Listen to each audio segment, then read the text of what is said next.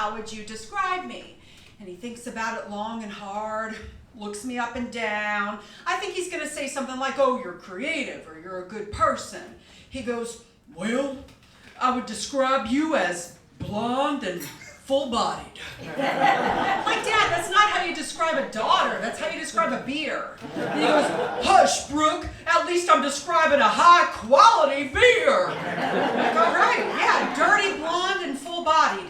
Note, if we put the comma on a different place, dirty, comma, blonde, and full-bodied, that would be totally different.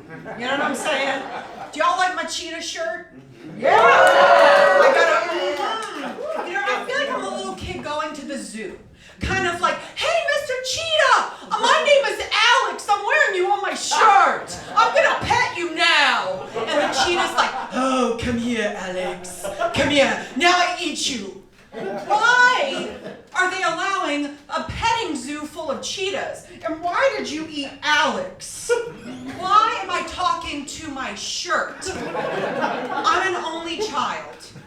Maybe that's why. But you know what? My imaginary friends, my multiple personalities, and my mama told me I am just fine. I turned out just fine. Yeah, mama. So that mama in the audience, that mama who birthed me, she lives with me now. And notice I said my mom lives with me, right? I do not live with my mom because that would make me one of those people. By one of those people, sorry pals, I mean a male comedian. But it's okay, because like male comics, y'all get to like sleep till 2 in the afternoon, wake up, write some really good material, pick a Fruit Loop off your shirt from the other day. Whereas like 35 minutes ago, my mom and I were waxing each other's chin hairs while watching Kardashian reruns, okay? But you know, I said to my mom, I guess I like to ask this question of my parents because it's what only children do because we're weird and lonely. I said, Mama, if I was a Kardashian, which one would I be and why? And I thought maybe she would say, I'm Khloe, right? Or her mama goes, baby, you would be Kim. You would be Kim Kardashian. I'm like, why would I be Kim Kardashian? She goes, because Kim takes care of her mama. I thought Mama was going to say it's because Kim has a sex tape and a fat butt. Yeah, but you know what? My butt's not that fat. Yeah, so, you know, my boyfriend is old enough to be my dad. Yeah!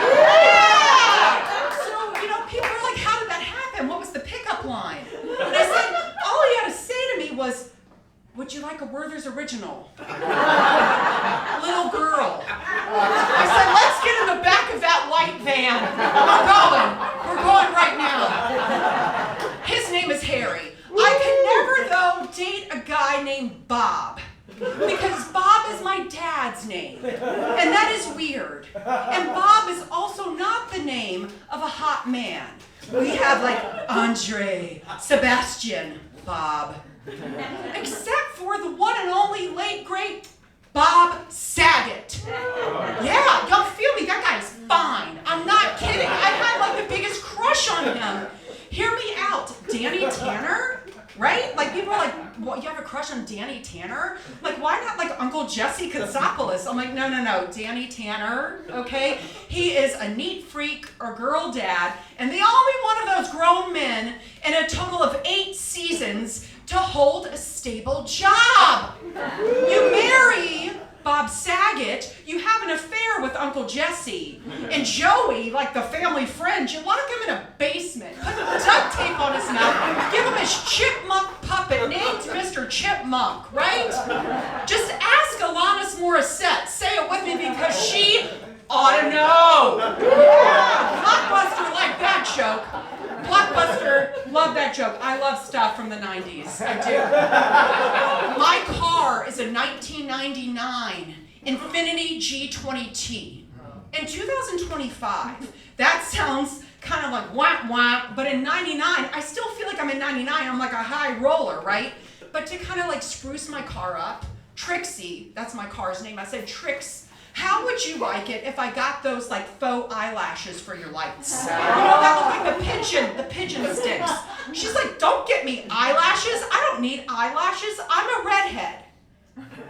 I said, I should have known that. I should have known that because you're feisty. I'm strawberry blonde. It's okay to make fun of redheaded people, my redheaded friend. All right, but you know, instead of getting tricksy faux eyelashes, I just got her breast implants. That way, when Herbie the love bug drives by her, he can go beep beep, nice headlights. Wow. Yeah, I know that's kind of like a sticky joke. We don't like that, do we? We don't like that. I'm gonna hold this pole to brace myself, because we didn't really like that. You know, we hurt some feelings and some self-esteem.